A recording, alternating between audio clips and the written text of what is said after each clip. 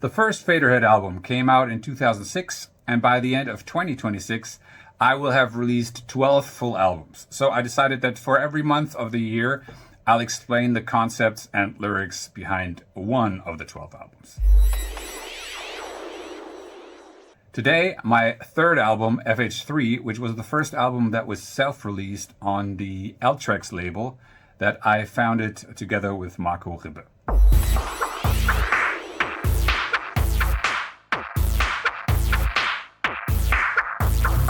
First song, Electrosluts Extraordinaire.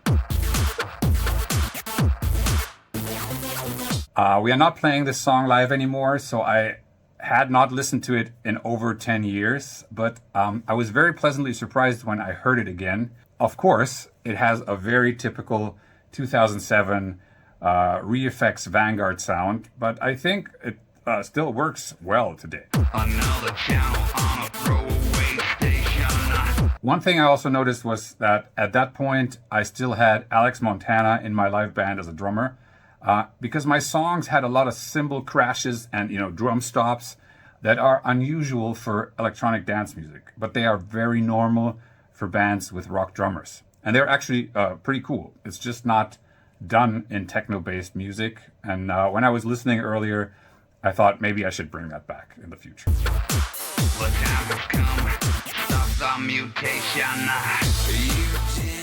Lyrically, the song is about me regularly meeting people who either told me that they liked one of my songs that was playing, but had no idea what the name of the song or the artist was, which was at that time completely strange for a metal guy like me, because I would know the name of the dog of the second bass player of the band I sometimes casually listened to, So for them not knowing what they liked was strange to me.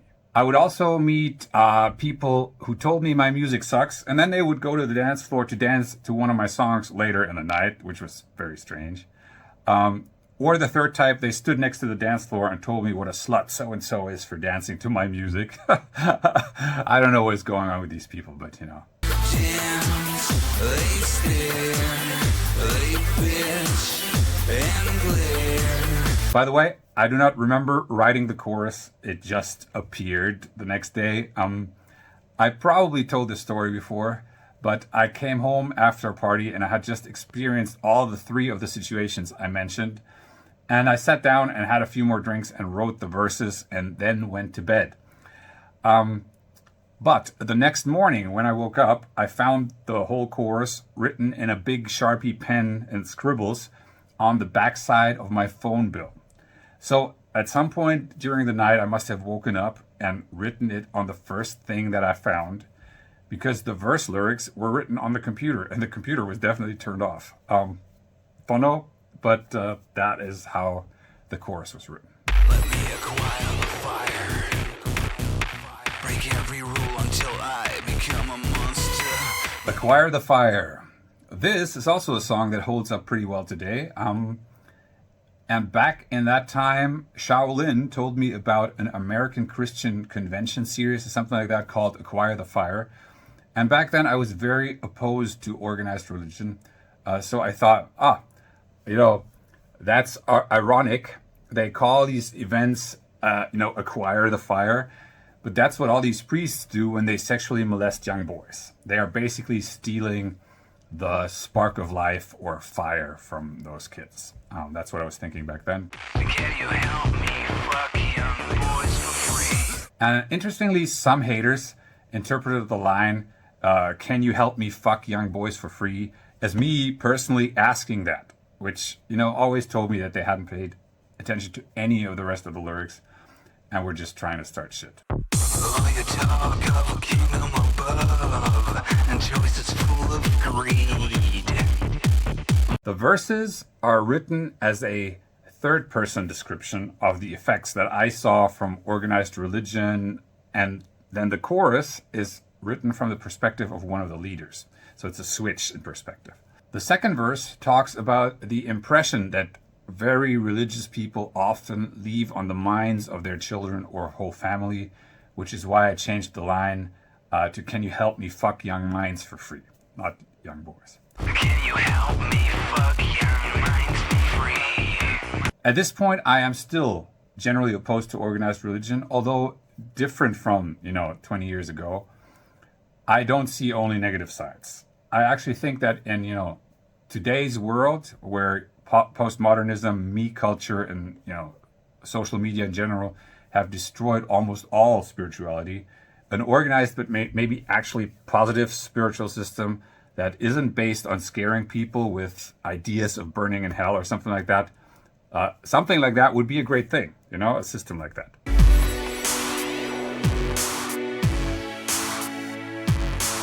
Still missing. This is the first ballad on FH3, and it's interesting that I put a ballad so early into the album, probably because it has a mid-tempo beat and isn't too slow. Probably also because the chorus is strong, and I always cared about making the albums listenable front to back without getting bored. So yeah, you might skip a few tracks because you didn't enjoy them, but at least you wouldn't be bored by hearing the same type of track, same tempo, everything 12 times in a row. Sometimes I did, but now I don't. Almost everyone thinks this is a song about an ex-girlfriend, but it's really about my grandmother, who used to be my main support system emotionally when I was a kid. And I was what charitable people would call a dreamer, and what my parents or teachers would call dumb, lazy, or not paying attention. At this point, I think back then my brain development was just slower because it got better later.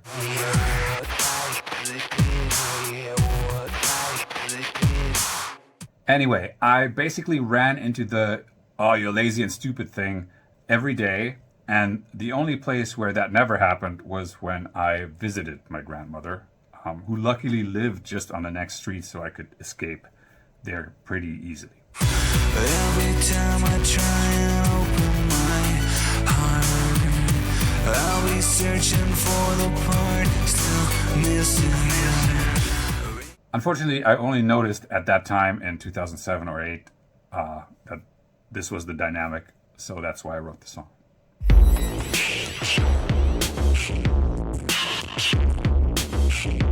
Number 4, Another Dead Boy. This is one of the songs that I remembered being better than when I listened to it just now. And I think there's a lot of potential in the ideas, but the execution from today's point of view could be, let's say, better, slightly or a lot. Lyrically, the song is about me seeing all the musicians that I grew up with and played in bands with between maybe 1996 and 2008. Seeing them all drop out of the music game one by one, either disillusioned or already with families and needing to provide money, which meant, a real full-time job and no more music. Daily grinding like octane. How long will this last? For me, this was never an option, which is why the chorus says, "I would burn if I had a chance, that's when I'd rise."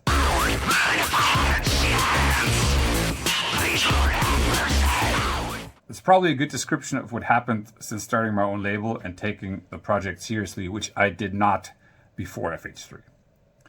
At least not as a long-term thing, on the first 2 albums. Oh, and because some people asked this, the Lord in the lyrics is not Marco Visconti, who I only had just casually met maybe one time back then, and who didn't have the nickname the Lord yet.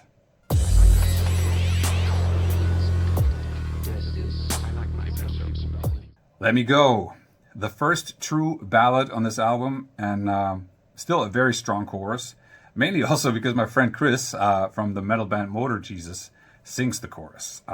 Chris used to be the singer in my own metal band that existed before Faderhead, and I thought the song would benefit from a more powerful voice in the chorus, just to make it more anthemic than I could do. If I said I was healed, would you let me go? If I said I was safe, would you let me? From today's point of view, I really should have just let him sing the whole song, because my vocals in the verses sound like crap in comparison to him. Always one too many. They say FH3's corral. The Mustaine-like nasal style just sucks for this type of song, and I should have, just do a feature and let him do that. Interestingly, the song has a modulation for the final chorus. A modulation is when you shift the key of the whole song up 1 or 2 half steps to give it like a more epic feel at the end. If I said I was healed, would you let me go? If I said I was safe, would you let me? This is usually not done in alternative music simply because it's, associated with cheesy pop, Schlager, or musicals. But it works really well here simply because it's an emotional technique. I recently noticed how much sadder I generally was back in those times compared to today. And this is another one of those songs that in hindsight reflected that, pervasive sadness. And it's about being in a relationship where everyone and everything else is more important. But it's still hard to get out of that relationship. I think most people have experienced something like that at some point in their lives. Fuck What You Heard. This is still one of my favorite tracks on FH3, and that song is very, very influenced by Busta Rhymes' As I Come Back. Here we come, yo. Here we go. Here we come, yo. Here we go. Here we. The beat, the Neptunes-like drum production, and the rah are all heavily inspired by Busta Rhymes. And of course, my lyrics and flow are not even 1/10 as good as Busta's, but hey, I was trying. And, it turned out pretty okay, I think. You say you heard I'm really slick. When I wrote that song, I had just become goth famous, which means that a lot of people in the scene knew who I was because of Dirty Girls, Dirty Boys. And that brought with it an amount of backstabbing, bullshitting, and straight up lying that I had not anticipated. You say your girlfriend heard I'm really, really shallow. What I had also not anticipated was the fact that, in general, most people hate it when their friends have some success in life, whatever that success might be. They might pretend to be happy for them, but 70 or 80% really don't like to see others do well because it shows themselves how lazy and unfocused they themselves are, So they either attribute the success to luck or to the other person being an asshole. And then they often spread exactly that narrative, as soon as they turn around and walk away from you. What you heard, hear about the grapevine. In this song, I took a number of things that people supposedly heard from other people and then said, fuck what you heard. All on a hip-hop beat, of course, to piss off the true industrial elite. And with that Mustaine-like snarl thing. And I still love the song to this day. Hammer of the Gods. This is a song about my love for order, structure, organization, reliability, and responsibility. This probably stems from the fact that I've rarely ever had help on anything, so I needed to find ways to do most things myself, and that only works if you are organized, focused, and reliable. Otherwise, you disappoint yourself constantly.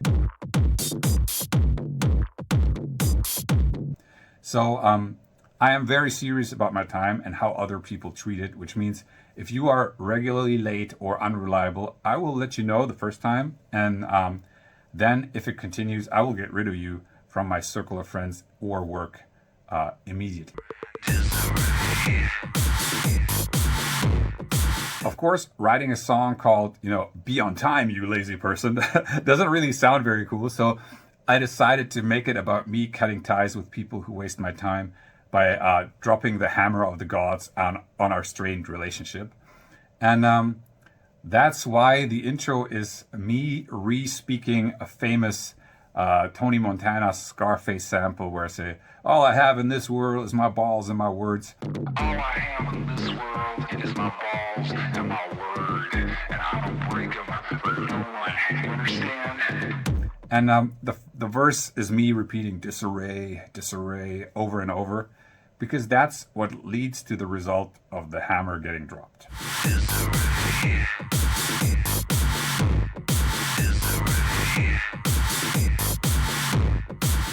I've heard very often that people love the beat and find it very dancey, which is mostly because it's a dancehall beat that Sean Mirez, the Ultimate MC, and I made.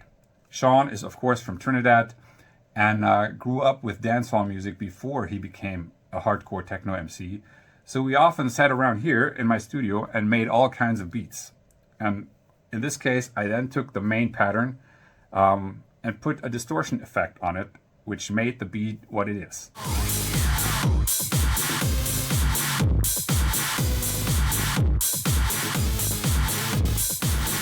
And yes, it's very dancey. Tanz 2, 3, 4. This is, of course, the big one, the most famous Faderhead song of them all. This is the time to be extreme. And I say, Tanz 2, 3, 4. And unlike Dirty Girls, Dirty Boys, which stopped getting played a lot in clubs maybe 10 years ago, this one still gets regular club play in goth clubs all around the world.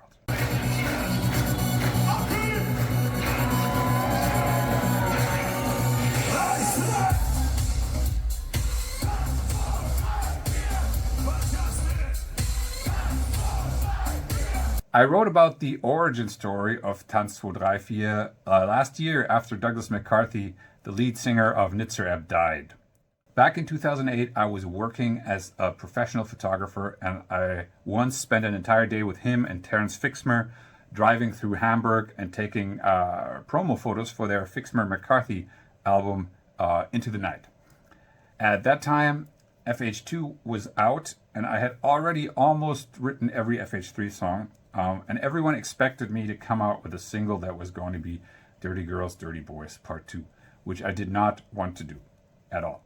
So after spending the day with Douglas and Terence, I decided that I would do the opposite of Dirty Girls, Dirty Boys, and make an old school EBM inspired track.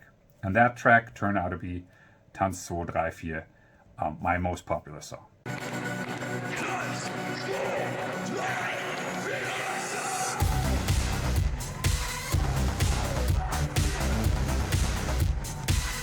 I dug up the old Cubase 3 project, and you can see that Nitzereb's Control I'm Here is in there as a reference track. Control, I'm here. Control, I'm here. And I guess, like many others who were massively influenced by Nitzereb, I have Douglas to thank for getting into EBM.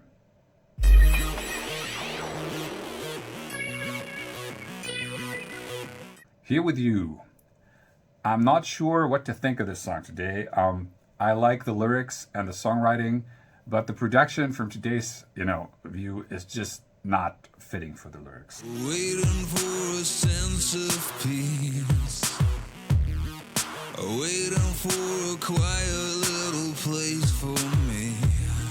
Actually, I'm not sure that at that point I thought at all about connecting the vibe of the song to the lyrics, because it's not necessary to do that, even though I think it makes every song better if you find a sound that fits the lyrics. When I'm here with you, when I'm here with you, when I'm here with you. Anyway, this is a simple pop song about being with someone who makes your life better when they are present. ZigZag Machinery. This is a song about a famous goth scene person who is the most two-faced person I've ever met to this day, personally. His outward persona is that of a universally good person and, fan-loving buddy. But once the doors close, he hates his fans, all of them, treats everyone in his crew like absolute shit, and is a coward who sends others to deliver his messages. He also says one thing and changes this later, which is the reason for the title ZigZag Machinery. Ancient superstar and hometown boy. Everybody's friend, ZigZag Machinery. Interestingly, when I told other people that I was going to work with this person back in 2007, maybe, they all said, yeah, whatever, because they all already knew how he really was.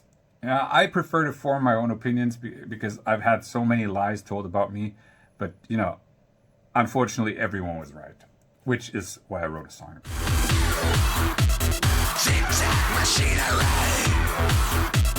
ZigZag Machinery. I tend to believe that people evolve and nobody stays the same, but you know, every now and then I meet the guy at events and even 20 years later he hasn't changed at all. Still the same lying scumbag who pretends to be a nice guy and then turns around to fuck you over a few seconds later.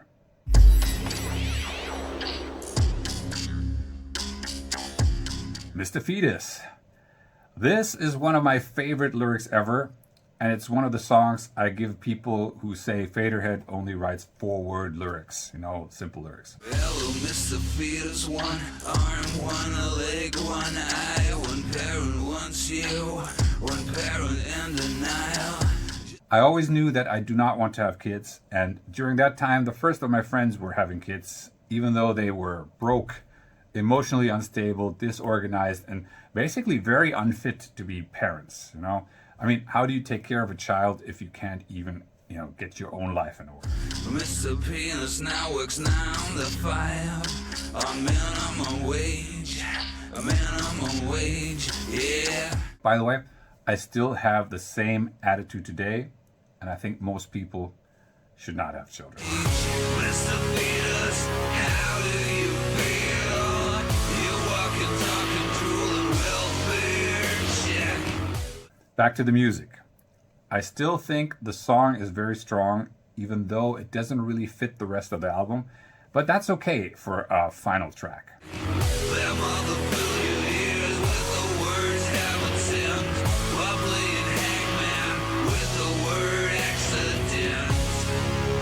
Production-wise, I was trying to do something like a Marilyn Manson ballad, encouraged by my friend Jeff Critter Newell, who said that I should, you know, just do that and go in that direction. And he had actually worked on Nine Inch Nails' Pretty Hate Machine and done a remix for Manson, so I trusted his judgment. That's why I did the vocal technique where you sing the vocal twice and keep it slightly inconsistent.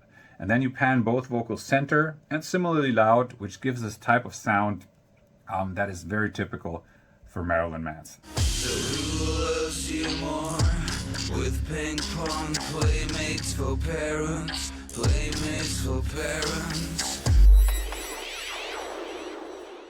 Looking back at it, FH3 overall is a much better and more consistent album than FH2.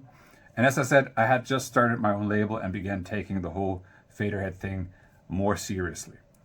Would I write these songs like this today? I don't think so, of course not. But I mean, who would write songs the same way 18 years later? Nobody.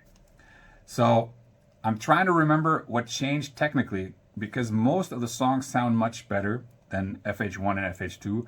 I also remember James Meeker, who mastered the album, commenting that the production and the mix had gotten better, but it was too long ago and I do not remember what I changed in my studio. It might have just been experience.